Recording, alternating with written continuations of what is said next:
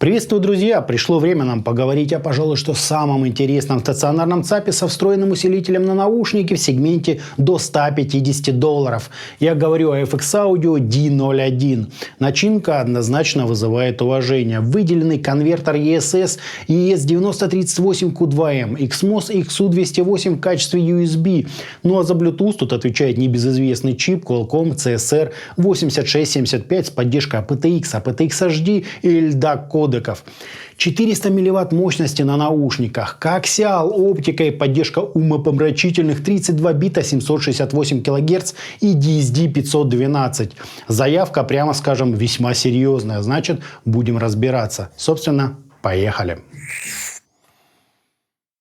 Пришел девайс средней по габаритам картонной коробки с наименованием производителя, предложением насладиться музыкой, ну и вообще по жизни. И на боковых гранях можно, конечно же, найти официальный сайт компании и наклейку с обозначением текущей модели. В комплект нам положили стандартный набор документации, 1,5-метровый USB кабель, Bluetooth антенну и интересный такой, друзья, импульсный блок питания на 12 вольт 1 ампер.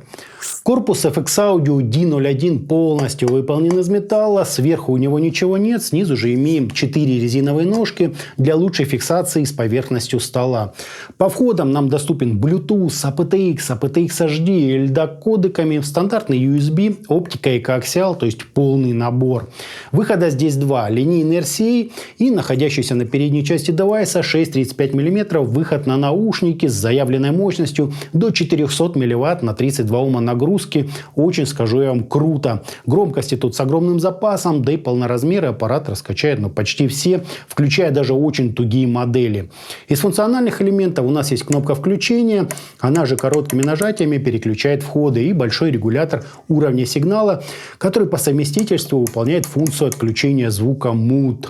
Экранчик в меру информативный, с него мы считываем текущий уровень громкости, активный вход и рабочую частоту сигнала. Уровень громкости нам зачем-то дополнительно дублирует еще и горизонтальной линией. Переключение между выходами осуществляется автоматически в зависимости от того, установлено что-нибудь в порт 6,35 мм или же нет. Если установлено, то сигнал идет на наушники, если нет, то на линейный RCA выход. В принципе, все стандартно. Но нет, изюминкой данной модели является раздельная громкость для наушников и линейного выхода. Знаю, многим такая функция, но просто жизненно необходима, да и удобно это.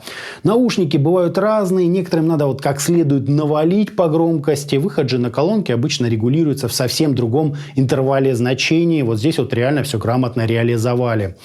Из недостатков могу отметить лишь ручку регулировки уровня сигнала, которая временами почему-то шаркает о грани выреза под нее. Так-то она ходит с тактильно приятными механическими щелчками, но есть моменты, когда ее нужно прям силой проталкивать вперед. Вот такой вот мелкий недостаток присутствует у данной модели. Не критично, конечно, но в общую идиллию это слабо вписывается. Для разбора на этот раз придется открутить вообще все винты на передней и задней части. Зачем спереди, уверен, всем очевидно. Сзади же порт под антенну просто не проходит в отверстие, так что стенку нужно прям выкручивать. Но все равно это дело лишь каких-то пары минут.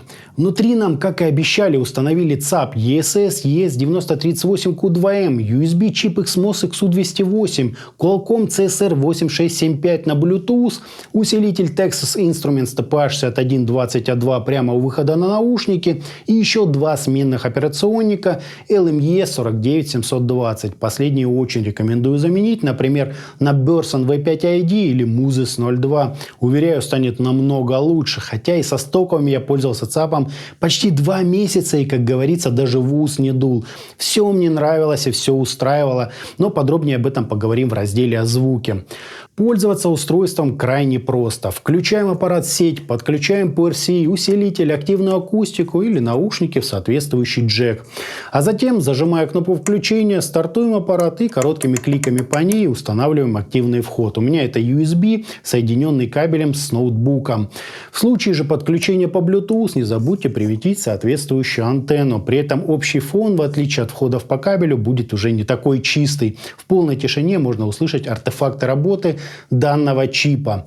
При использовании ЦАП особо не нагревается, место на столе не занимает, ну разве что светит синим без возможности это отключить или как-то ослабить. Ну и все, запускаем любимую музыку и начинаем получать от нее удовольствие.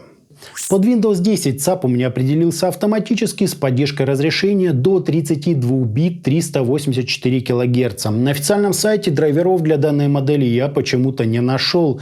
Однако ими охотно поделился продавец. И к моему полнейшему восторгу это были не устаревшие 32-битные Браво, а стандартная панель XMOS ASIO. Вот такое я очень уважаю. Все элементы настроек на местах. Все разблокировано, просто красота.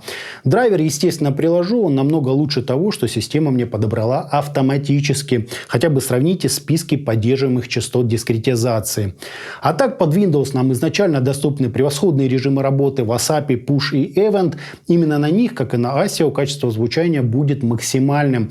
Ну а поскольку системный микшер при этом не используется, то и нет связанных с ним ненужных преобразований сигнала. С Android-устройствами ЦАП тоже превосходно работает и ровно в таком же ключе. На программах с BitPerfect режимом качество сигнала будет однозначно выше, хотя и со всеми остальными приложениями и играми ЦАП, конечно же, тоже прекрасно функционирует. Замеры на обоих выходах мало чем отличаются, но разве что уровень сигнала с RCA заметно ниже. Следовательно, реализовано все очень корректно. Так, в принципе, все и должно быть. Кривое ЧХ программа выдала оценку «хорошо», поскольку на 20 кГц мы имеем небольшой такой спад около 1 дБ. Уровень шума и динамический диапазон тут просто отличные. Минус 107,2 и 107,2 дБ соответственно.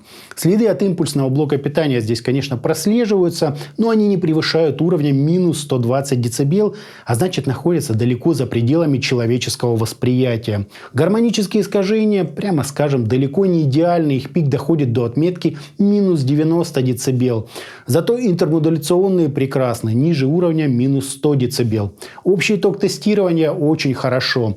К слову, замена операционных усилителей на данный результат вообще никак не повлияла. Да, суммарно, конечно, без вау, но в принципе неплохо. Звучит же ЦАП на удивление естественно, сбалансированно и по-взрослому жирно. Моделей в пределах $150 через мои руки прошло немало, но настолько круто вот еще не было.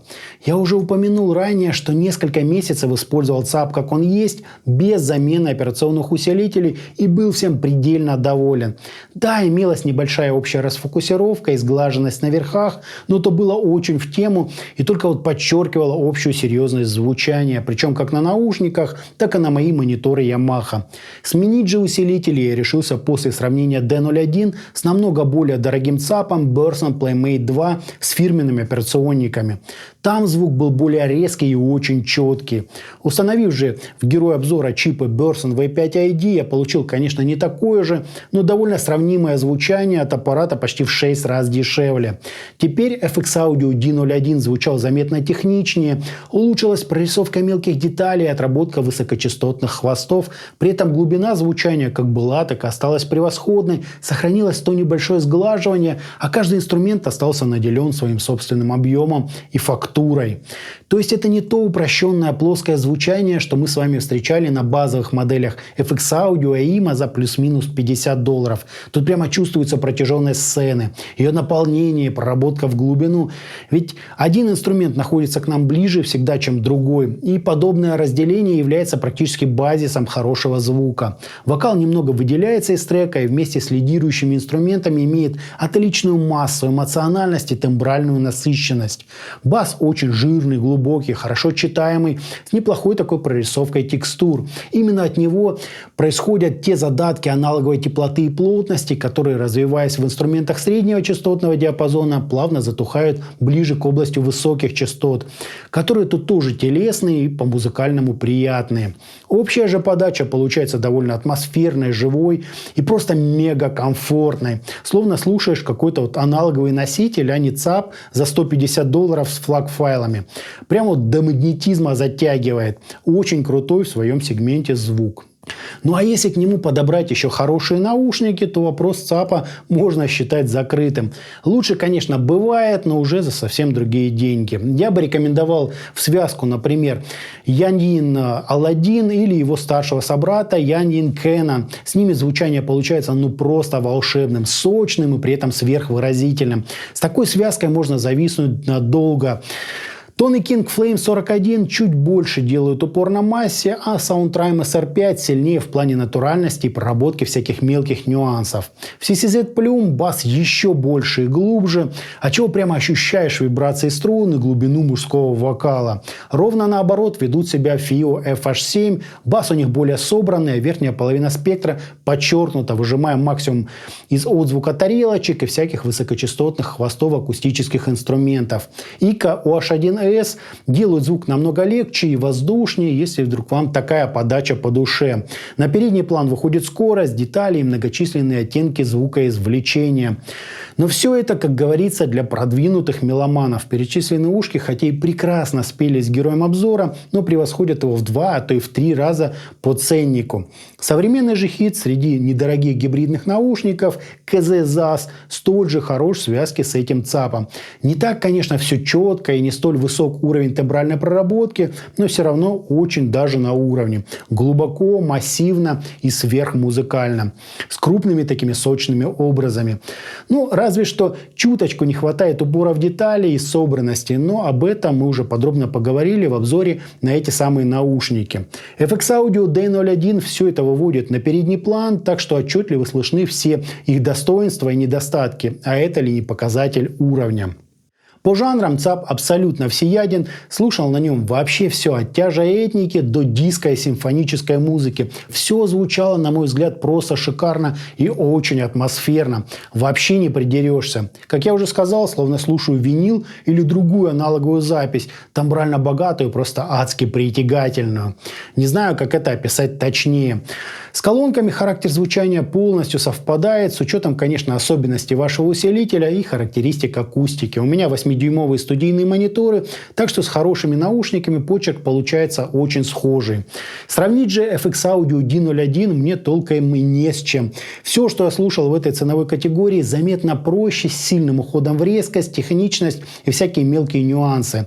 Той душевной теплоты и размаха, как у героя обзора, там и в помине нет.